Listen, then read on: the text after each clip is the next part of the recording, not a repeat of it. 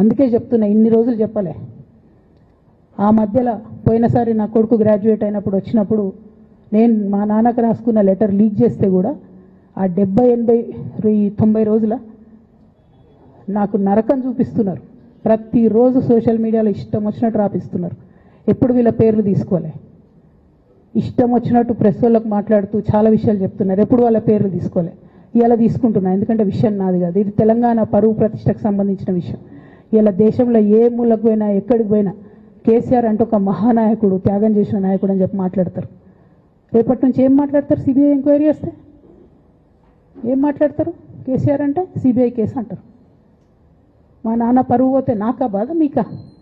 మీకు పైసలు కావాలి కదా, మీకు పేరుతోనేం పని?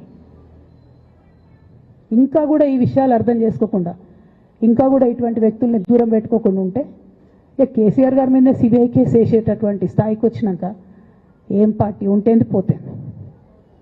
బీఆర్ఎస్ పార్టీ నాయకులు నన్ను తిట్టుకున్నా సరే, లోకల్ బాడీ ఎన్నికలలో నాకు నష్టం జరుగుతుంది అనుకున్నా సరే, మా నాన్న మీద సిబిఐ ఎంక్వైరీ పడ్డాక ఏముంది, తొక్కల ఎలక్షన్ ఒకటి గెలుస్తారు, ఒకటి ఓడిపోతారు.